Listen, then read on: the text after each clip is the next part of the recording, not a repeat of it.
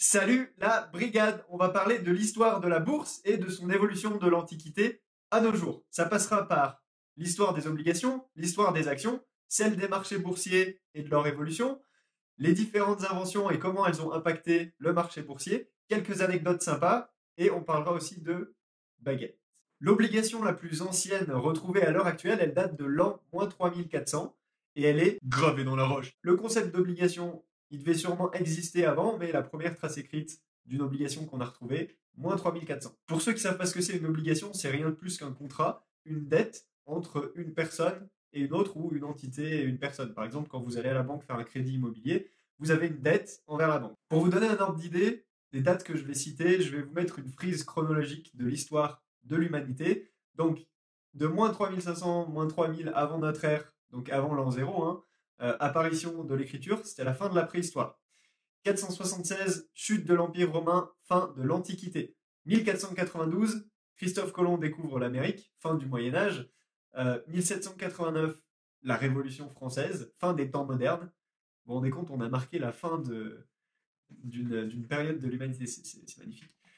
Et jusqu'à nos jours, c'est l'époque contemporaine. Comme je vous l'ai dit, la dette était sûrement utilisée avant la première trace écrite qu'on a retrouvée. Elle est encore utilisée aujourd'hui, les obligations, les emprunts, les crédits, etc. Donc ça veut dire que c'est quelque chose, c'est un outil financier qui a traversé les âges, l'Antiquité, la Mésopotamie, l'Égypte, la Grèce antique, l'Empire romain, etc. Et même si elle n'était pas utilisée à grande échelle et réservée à une petite partie de la population, elle était quand même utilisée. On va se téléporter dans les années 1100, 12e siècle. La cité-État de Venise, elle émet des obligations pour financer ses guerres. C'est la première fois qu'une ville émet des obligations. Entre 1100 et 1409, des structures qui ressemblent aux bourses se développent de plus en plus dans différentes villes d'Europe, mais ça restait du marché de gré à gré, pas encore de cotation officielle. De 1409 à 1540, plusieurs villes européennes développent des bourses. La première ville, ça a été en Belgique. C'est pas clair si c'est Anvers ou Bruges, selon les sources, ça se contredit. En tout cas, les marchands, les financiers et les négociants de l'époque, ils se retrouvaient dans la maison des Van der Beurs. Le mot beurs qui a donné le mot bourse. J'ai une anecdote sympa à vous partager. Dans plusieurs villes d'Europe, on trouvait des agents de change, des changeurs, sur certains ponts, comme par exemple le pont d'échange à Paris. Ces agents de change, en fait, ils permettaient aux visiteurs d'échanger leur argent, leurs pièces d'or, pièces d'argent, etc., contre la monnaie locale. Comme ça, ils pouvaient acheter dans le pays où ils venaient d'arriver. Alors les services de ces agents de change, ils incluaient apparemment pas la vente d'actions et d'obligations, bien que je pense qu'il y en ait certains qui devaient vendre des dettes ou accorder des dettes. Cette activité, ça s'est un peu à peu transformé en ce qu'on connaît des bureaux de change, des banques et des courtiers. Donc imaginez-vous à l'époque, sur le pont d'échange à Paris, avec plusieurs agents de change qui avaient leur étalage.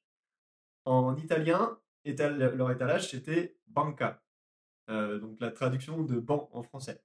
Et en fait, ça a donné naissance au mot banque. Quand ces agents de change ils faisaient faillite ou qu'il y avait un problème, on cassait leur banc. En italien, bancarotto. Et bancarotto, ça a donné naissance au mot banqueroute. Donc, attendez. Si l'être humain, c'est l'évolution complexe d'une petite cellule, ça veut dire que la banque, c'est l'évolution complexe d'un banc. Très philosophique. Bon, on va inclure un petit peu les actions dans l'histoire. Déjà, si vous achetez une action en tant qu'investisseur ou investisseuse, vous êtes propriétaire d'une partie de l'entreprise. Plus vous avez d'actions, plus vous êtes propriétaire d'une grosse part de l'entreprise.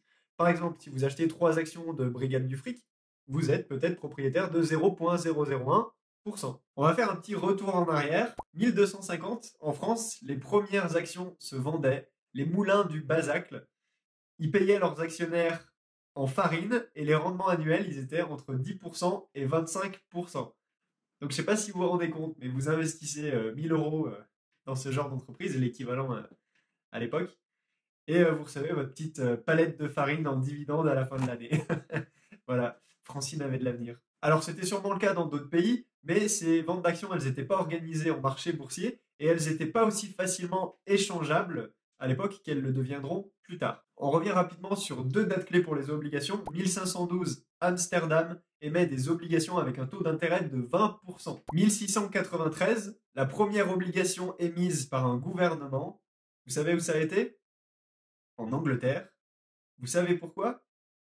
pour faire la guerre à la France. Donc là, j'imagine bien le pitch aux investisseurs. Chers investisseurs, aujourd'hui, nous vous proposons une obligation. Cet argent nous servira à envahir la France. Une fois que la France sera envahie, nous pourrons enfin leur voler la recette de la baguette. Et les ventes de ces baguettes vous serviront de dividendes et de coupons de vos obligations et reviendront dans votre poche. Malin les Anglais, hein, mais la baguette, on l'a gardée.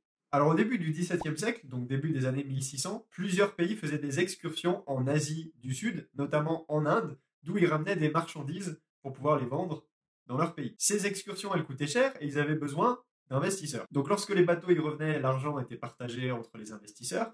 Le problème, c'est que c'était risqué à cause des pirates, de la météo, de la navigation, etc. Du coup, les investisseurs, ils diversifiaient sur plusieurs excursions.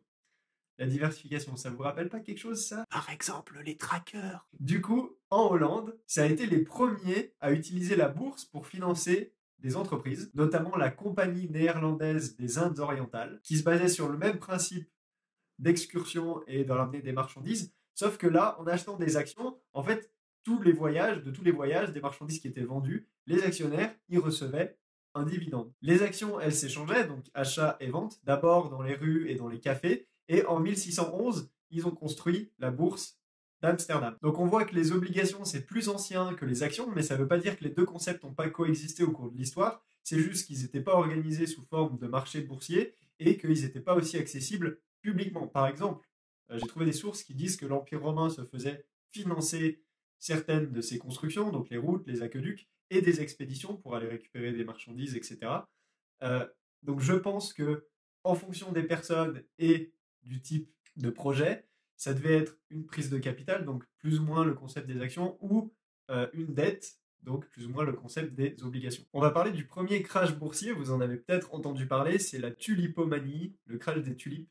En novembre 1636, les contrats sur les bulbes de tulipes, ils commencent à atteindre des prix extraordinaires. 100 000 florins pour 40 bulbes. Alors, 100 000 florins, ça serait l'équivalent d'environ 1 150 000 euros de 2016, selon l'Institut international d'histoire sociale. Je ne sais pas si vous vous rendez compte, mais ça fait 30 000 euros le bulbe.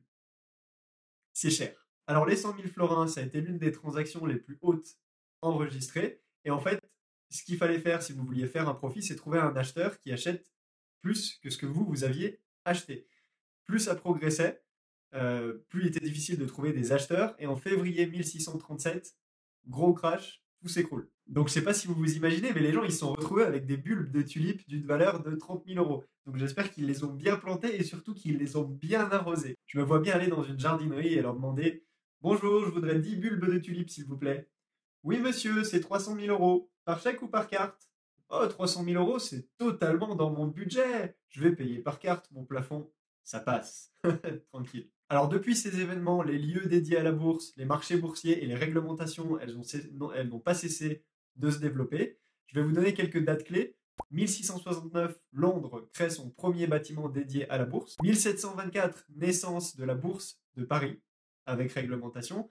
Et c'était un lieu qui était interdit aux femmes jusqu'en 1967, mais ça ne les empêchait pas de faire des négociations dans les coulisses. 1773, un nouveau club se forme, le Stock Exchange, qui donnera plus tard le nom du London Stock Exchange, la bourse de Londres. 1792, dans la ville de New York, un accord se signe et ça deviendra peu à peu le New York Stock Exchange, la bourse de New York, en 1817. Bien sûr, les différentes révolutions industrielles, elles boostent le développement des marchés boursiers. Et à cette époque, les particuliers qui voulaient acheter des actions, ils devaient aller voir leur courtier, un peu comme nous, comme on va à la boulangerie, et ils repartaient avec leur petit papier, certificat d'action. Je vais vous en afficher sur la vidéo. Vous verrez à quoi ça ressemblait.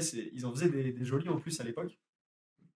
Donc voilà, après, bon, niveau sécurité, j'imagine qu'ils avaient des solutions aussi. Ils devaient avoir des coffres, ils devaient pouvoir les garder, etc.